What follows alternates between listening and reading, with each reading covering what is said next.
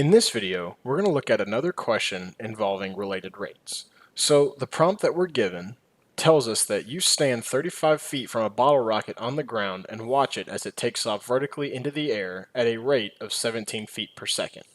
So what we're trying to find is the rate at which the angle of elevation changes when the rocket is 25 feet in the air. So let's take a second and look at our diagram and talk about why I drew what I drew and kind of how that relates to everything. So we're here. This is us, this stick figure here that's very expertly drawn. We have that we are standing 35 feet from the bottle rocket. This is not so expertly drawn, but I came to school to be a math guy, not an art guy, so bear with me. But we're standing 35 feet from a bottle rocket, and we're watching it as it takes off vertically into the air. So what that means is if we're standing on the ground and we're standing 35 feet from it, takes off vertically, we can again assume, a right angle, but it's not, we can assume it, it's fine. But what we have is that it takes off vertically into the air at a rate of 17 feet per second. So it's ascending 17 feet per second. And we want to find the rate at which the angle of elevation changes when the rocket is 25 feet in the air. So again, this is our snapshot moment right here. Exactly when we're 25 feet in the air, at what rate of change is our angle of elevation changing? Well, what is our angle of elevation? And that's going to be this angle that we're dealing with here, right? Because what this angle of elevation is essentially telling us is that assume we were at eye level with this distance here, what we're trying to figure out is how fast is your head rotating, almost, you can think about it that way, up into the air to be able to catch the bottle rocket before it explodes in the air. So what this means is we're trying to find, if we assume that this is called theta, what we're really trying to find is the change in theta with respect to time. So as time goes on, and essentially at this very moment that we have going on here, what is the change in theta with respect to time? So just like last problem when we differentiated our found equation with respect to time, we're going to do that same thing, but we got to figure out a way to relate all of these different parameters inside this question. But before we do that, let's add a couple more names to these values in here with some variables. Because what we have here, this 35 feet, is essentially the same thing as the height of the ladder from the last problem. This 35 feet is not going to change. It stays constant throughout the problem, so we don't need to worry about giving it a variable. We've given theta a variable, and we've given d theta dt a variable. What we also need to change is that we gave this instantaneous snapshot of a picture. We said that this is 25 feet, right? So what we can do is we can give this a variable, since this is changing as the bottle rocket goes up, but we're taking it at the exact moment where it's 25 feet. So let's call this h for height, 25 feet, we'll call it h. So then similarly, we're going to call this dh dt because this is the rate at which height is changing with respect to time. And in this case, it tells us that it's moving up at a rate of 17 feet per second. So we should expect that this should be a positive number, right? We don't have to change like we did in the last problem. We're good with assuming, okay, this is going to be positive because we're ascending into the air with this rate of change with respect to our height. So just like last question, we're going to pose the question to ourselves, how can we relate as much of this information to each other as possible? But what I see is that we have an angle here, this theta, and we have a side length, or a measurement of a side length, that is opposite the angle, and we also have the measurement of a side that's adjacent to the angle. So when we have an angle, an opposite, and an adjacent, what trig formula do we know that we can use to incorporate all these into one equation? We have tangent, right? So we have tangent of our angle is equal to the opposite over the adjacent. So here what this is going to be is our h, right? Our variable h, because we need to incorporate that this is still a changing value, but we've taken it at the instantaneous moment where it is 25 feet. So when we're writing our original equation like this, we need to keep it as its variable form, but we can write 35 as its constant form because this distance that we're standing away from where the bottle rocket launched, is not going to change. It's going to stay constant. So we can leave this in this form, but as we reach this equation that we have written here in front of us, we've related our angle and our height, right? Which is what we wanted to do because the value in question that we're looking for is the change of our angle with respect to time, and we have the change of our h with respect to time. So by doing it in this form, we've related all the given information that we have in such a way that will also help us to figure out what the change of our theta is with respect to time, namely what the change of our angle of elevation is with respect to time. So now that we've related these, like we did with the last question, we're going to go ahead and derive both sides with respect to time, but keeping this form in mind because, again, just like last problem, this could come in handy with helping us find something that we don't know already. So what we're going to do first is we're going to derive both sides with respect to time. Right? So we have derivative with respect to time of tangent of theta equals the derivative with respect to time of 1 over 35 times h. The reason I did that is because we're going to take out this constant multiple out of the derivative so we don't have to worry about it. So I'm going to do that right now. So we have 1 over 35 times the derivative with respect to time of h. But then here what we're dealing with the derivative with respect to time of tangent of theta, this theta is a variable. It's kind of what we need to take the derivative with respect to of tangent. And similarly to how we need to take the derivative of h with respect to time, we're again going to use that Leibniz form that we talked about, again, with the chain rule and implicit differentiation and in last video, to help us deal with taking the derivative of both sides of this equation like we have here. So I'm actually going to erase this, and I'm going to rewrite it using the Leibniz form. So we have that this is times the derivative of our function h with respect to h, and then we're going to multiply that by the derivative of h with respect to time. Right?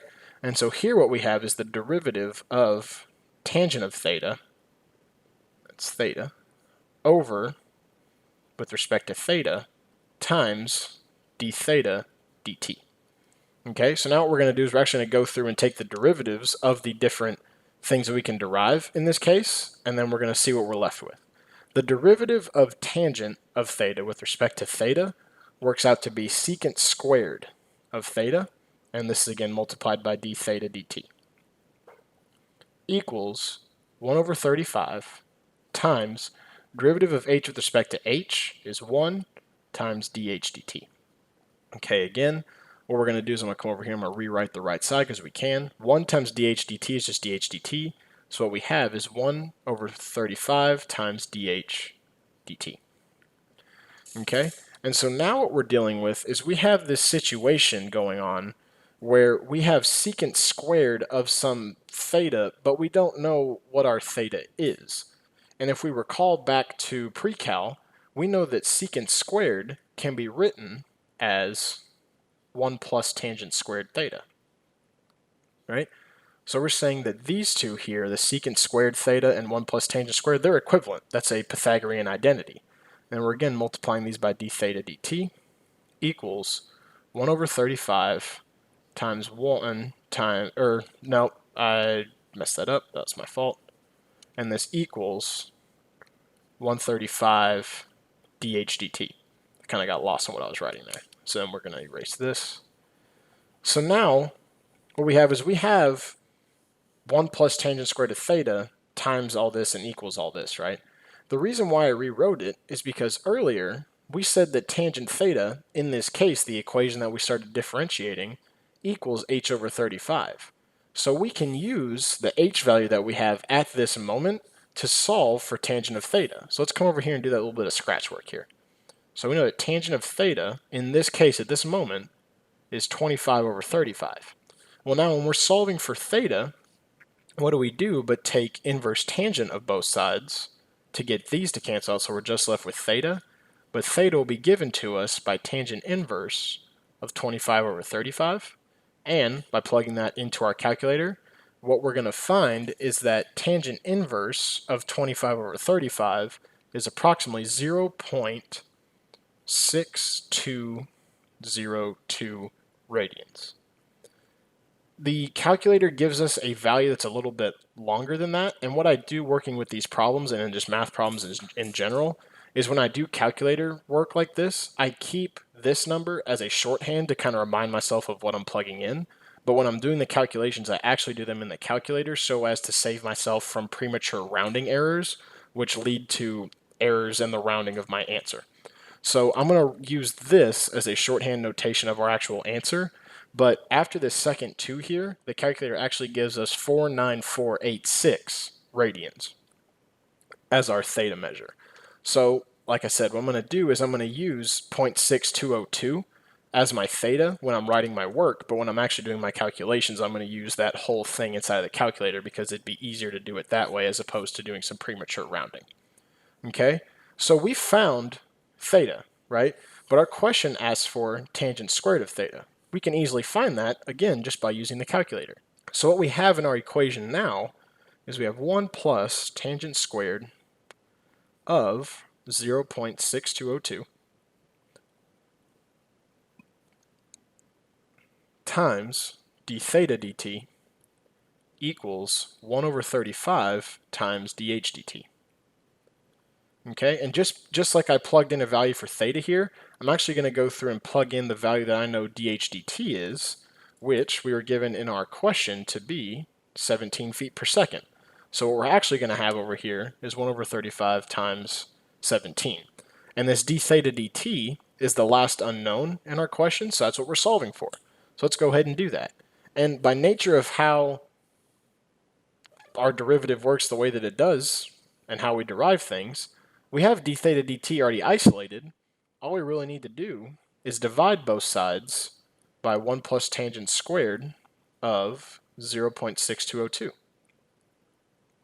And once we do that, what we're going to find is that d theta dt can be expressed as 1 over 35 times 17 over 1 plus tangent squared of 0.6202.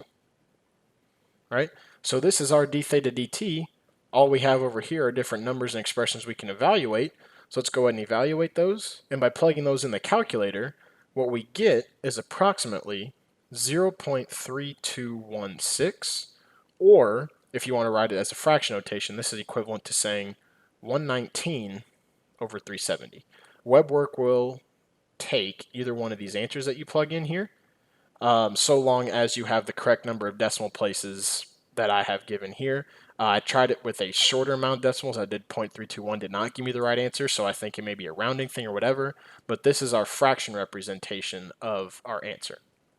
And like we talked about in the previous problem, we got to make sure we're talking about the correct units. And we know that with respect to time measurement, we're going to have seconds. And since we're talking about with respect to an angle, and we've been doing our angle measurements in radians, this is going to be radians. So what we have is that our angle of elevation is changing by a factor of 119 divided by 370 radians per second. And that makes sense, right? Because our angle of elevation, as the bottle rocket is moving up into the air, it should be a positive rate of change because we're having to look up. So that makes sense.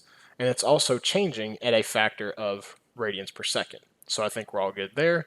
And this should be the answer that we've arrived at, and we should feel good about what we've done. Okay.